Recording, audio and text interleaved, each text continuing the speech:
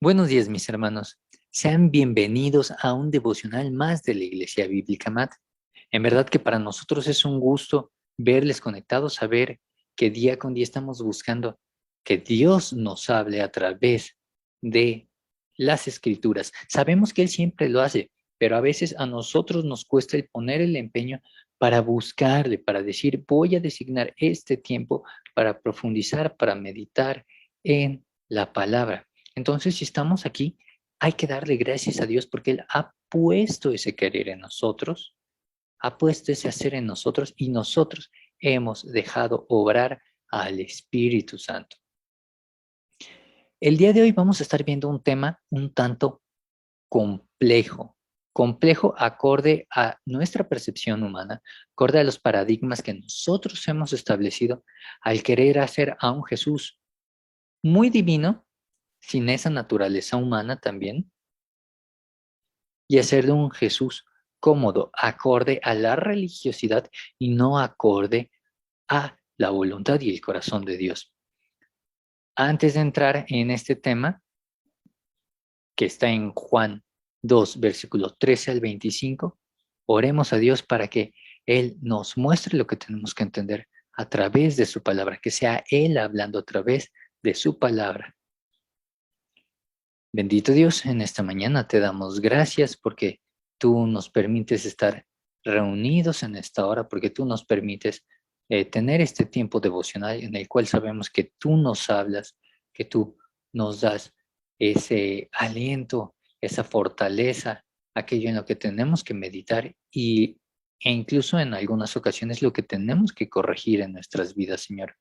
Y te pedimos que en esta mañana seas tú hablando a través de tu palabra, que tú nos muestres si hay algo que tenemos que cambiar, Señor, si hay algo que tenemos que corregir y que sobre todo podamos vivir dándote honor y gloria a ti en todo momento, como lo dice tu palabra en el Salmo 139, versículos 23 y 24, que tú nos examines y nos muestres si hay camino de iniquidad, de perversidad, de maldad, que tú nos ayudes para corregir. Pedimos tú seas con nosotros en esta mañana y te lo pedimos en nombre de tu Hijo amado, nuestro Señor Jesucristo. Amén. Pues bien, mis hermanos, entremos en tema. Como les decía, vamos a ver el celo divino, es decir, cuando Jesús limpia el templo, y esto lo encontramos en la porción de Juan 2, versículos 13 al 25. Para hablar de celo tenemos que identificar qué se refiere con celo. La palabra celo proviene de un sentido de pertenencia, de autoridad sobre persona, animal o cosa.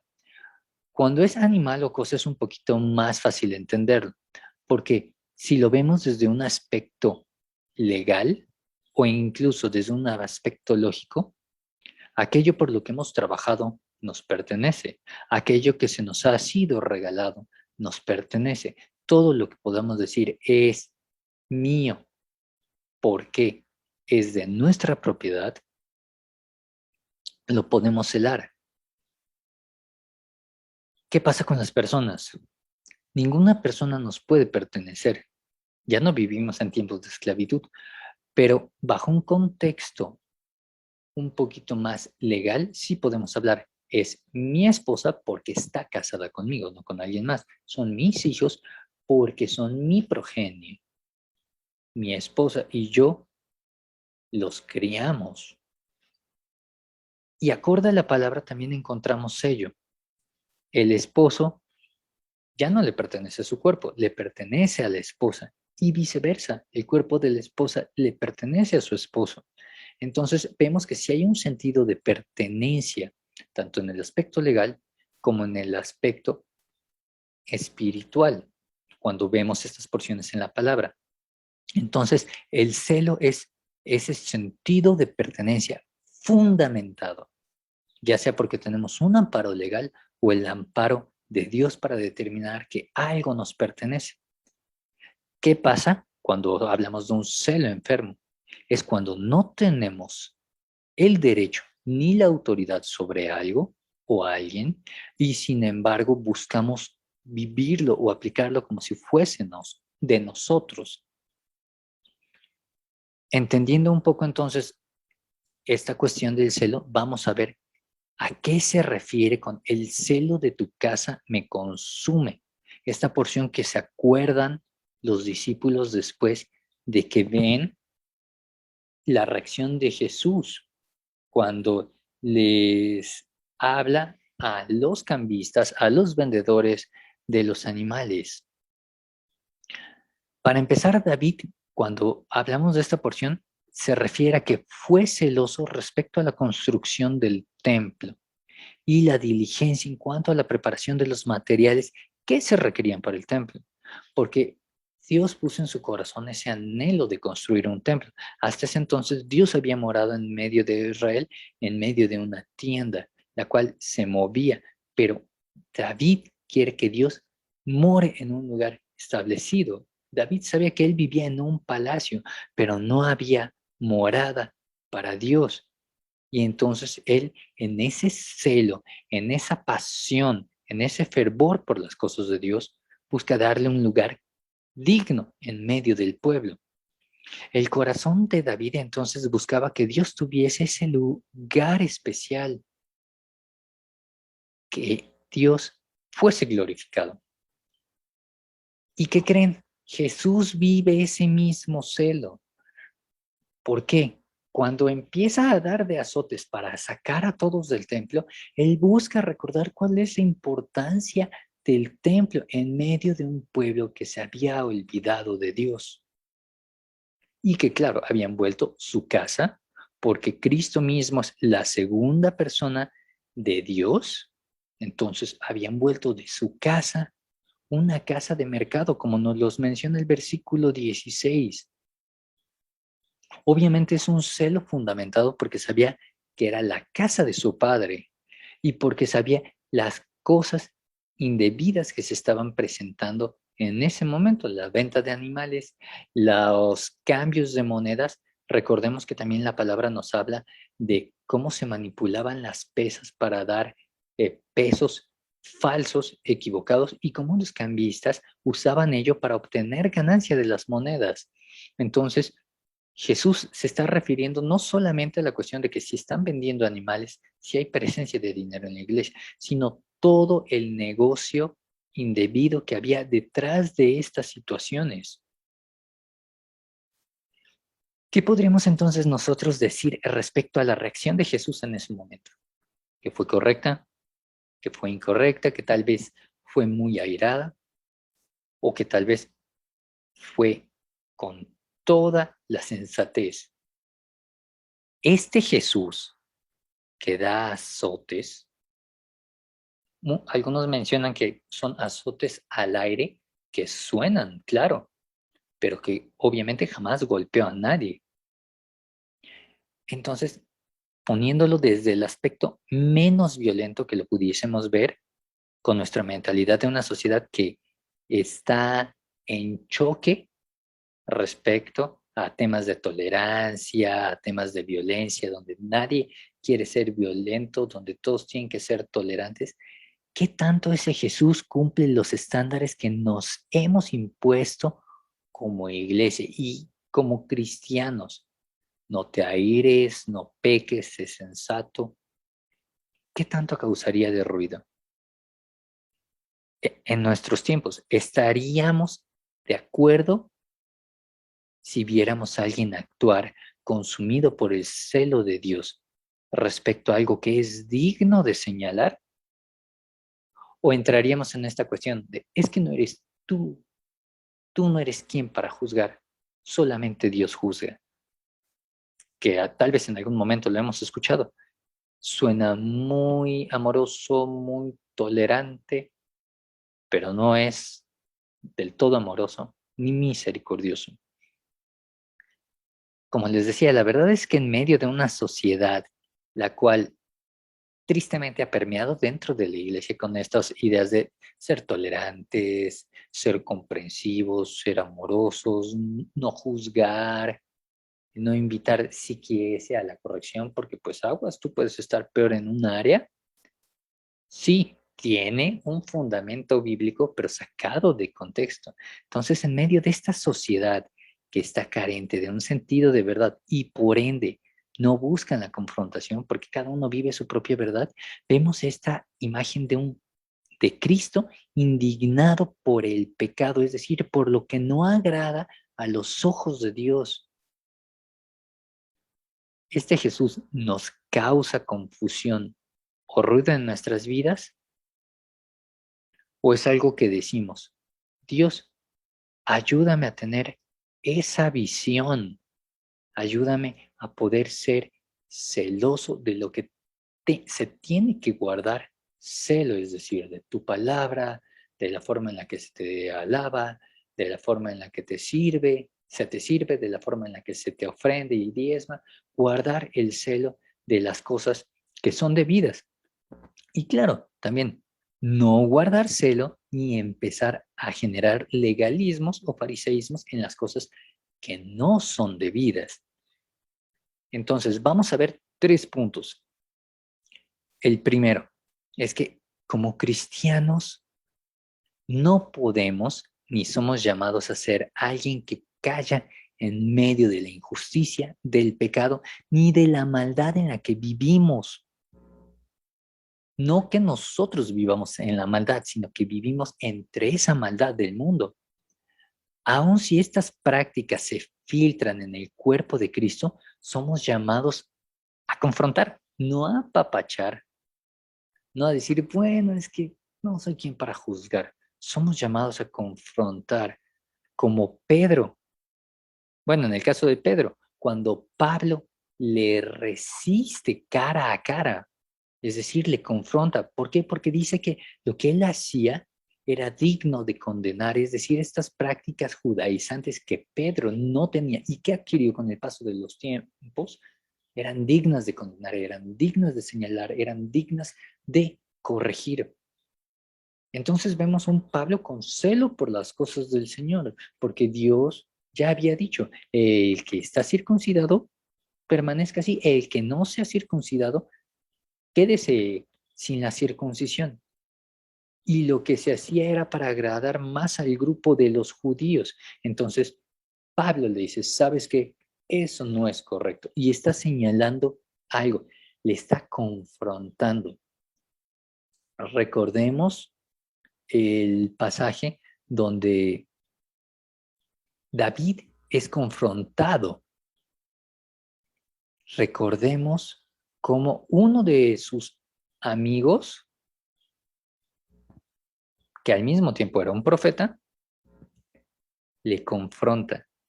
Natán pudo haber llegado en 2 de Samuel capítulo 12, me parece, pudo haber llegado con la vaina súper enfundada y decir, lo que hizo es incorrecto, pero es el rey, es el ungido de Dios y yo no voy a decir nada porque no sé si se enoje, no sé si me mate, no sé si algo. ¿Sabes que David le expone el ejemplo de la oveja, pero no lo confronta? Ok, gracias por tu resolución. Y se va. Pero lo que hizo fue confrontarle y decirles, ¿sabes qué? Pues tú eres ese hombre. Aquel al que tú le dijiste que es digno de pagar, tú eres ese. Y lo mismo está haciendo Pablo, está señalando algo indebido. ¿Con qué finalidad? No hacerle sentir mal a Pedro, sino corregirle. ¿Sabes qué, Pedro? Esto que estás haciendo no es correcto. Y tienes que corregirlo. Como les decía, tenemos que tener el discernimiento para cuando el celo de Dios nos lleva a exigir algo debido o nos hace hacer algo indebido, como Pedro también podría a lo mejor haber visto desde su percepción que el celo de Dios le movía a que todos practicasen el judaísmo, no de una forma total, pero sí que fuesen partícipes de ciertas prácticas. Y a lo mejor, según el celo de Pedro, eso era correcto, pero Pablo le confronta. ¿Por qué? Porque era digno de. Segundo punto, si el celo de Dios nos mueve a dar azotes en la vida de alguien, pues ¿qué creen mis hermanos? Tiene que ser primeramente en nuestras vidas. Cuando La palabra nos dice en Juan 7:24, juzgad con justo juicio. Tenemos que recordar primero este pasaje. Primero saca la viga de tu propio ojo y después la paja del prójimo, del ojo del prójimo. Es decir, es un llamado a primero sacar todo el pecado que haya en nuestras vidas, sacarlo a la luz, mostrarlo delante de Dios, confesarlo delante de Dios y después ser capaces de poder señalar, de poder buscar ayudar a alguien en este proceso de confrontación y de corrección.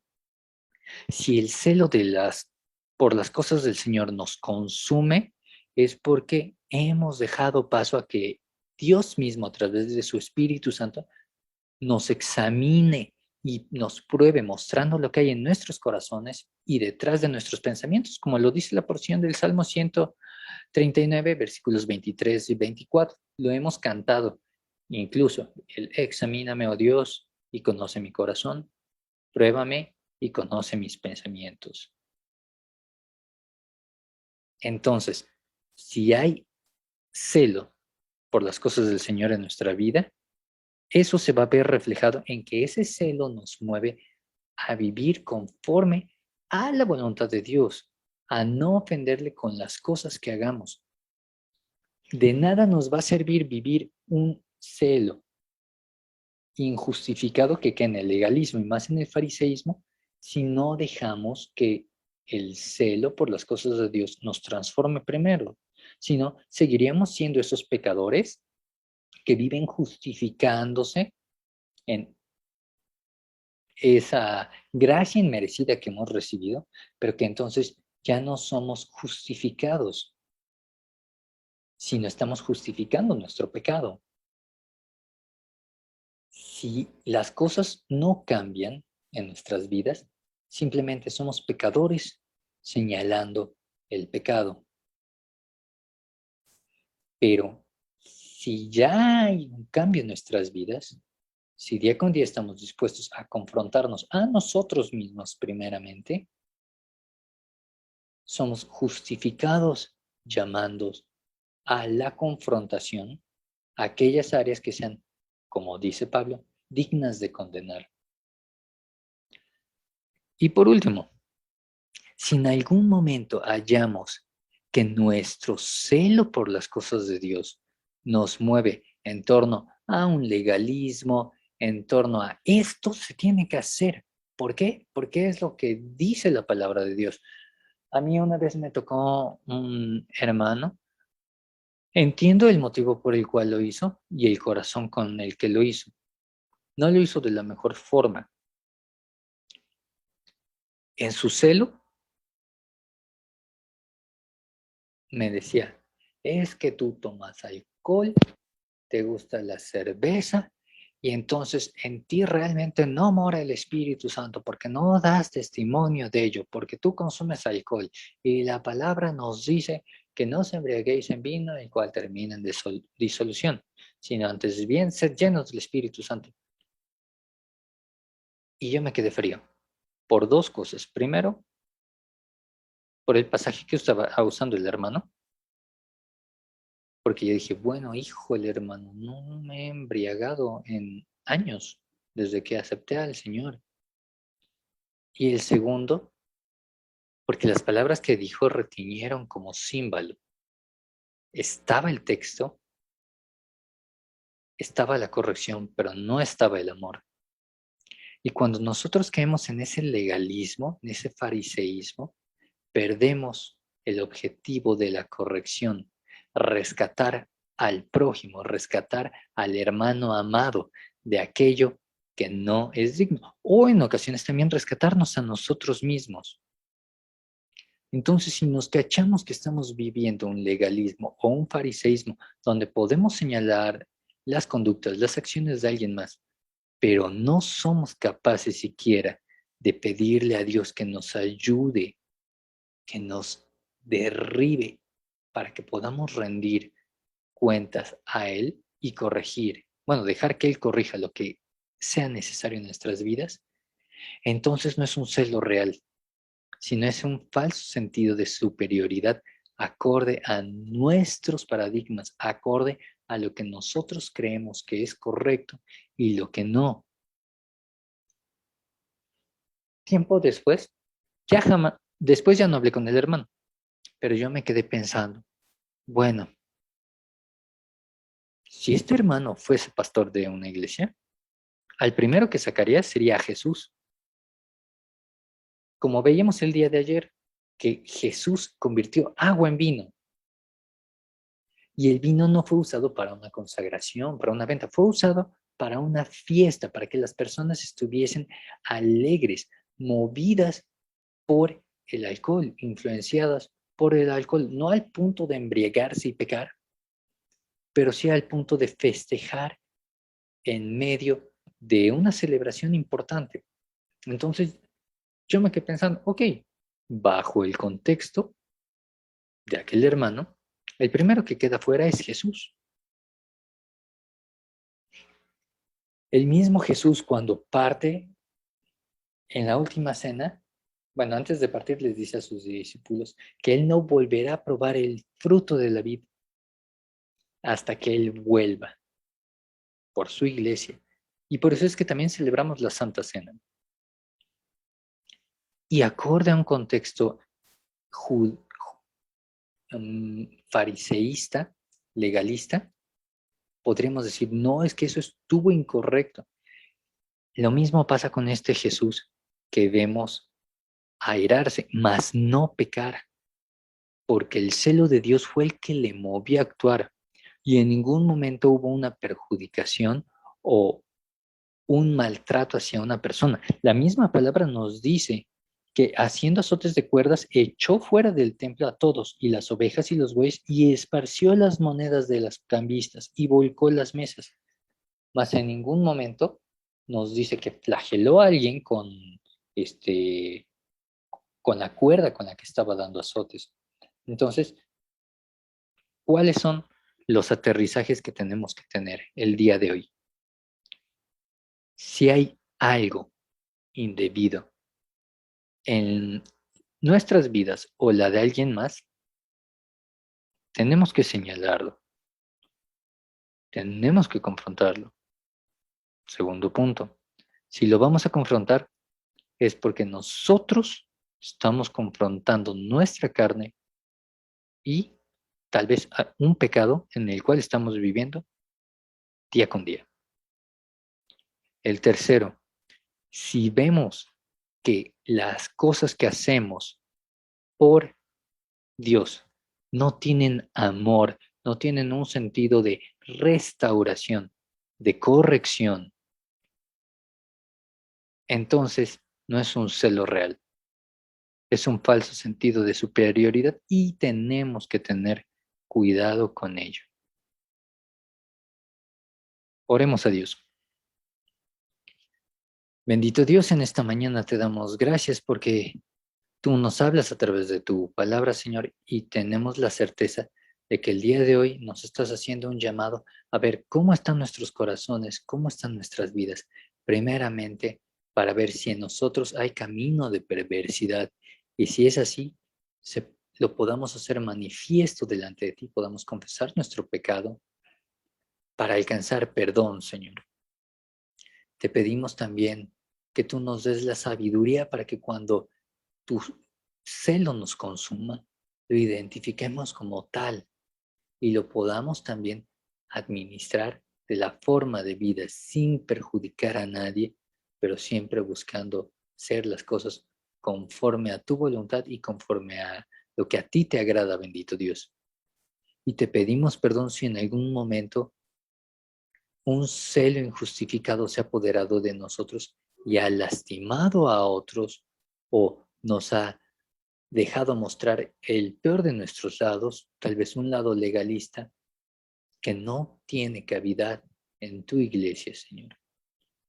Te pedimos perdón por eso y asimismo te pedimos que sea tu palabra quien día con día nos sigue transformando, nos sigue edificando, que seas tú quien nos habla a través de esta y nos pides algo que tengamos que cambiar. Tal vez el día de hoy tenemos que ser más misericordiosos a la hora de hablar con nuestro prójimo. O tal vez tenemos que empezar a vivir ese celo en nuestras vidas en vez de buscar agradar al mundo. Te pedimos que tú nos llenes de sabiduría y nos ayudes a vivir conforme a tu palabra y conforme a tu voluntad. Y te lo pedimos en nombre de tu Hijo amado, nuestro Señor Jesucristo. Amén. Mis hermanos, tengan un lindo y bendecido martes. Que Dios sea con ustedes en todo momento. Sabemos que así es. Y les esperamos el día de mañana con otro devocional a las 8 de la mañana. Bendiciones.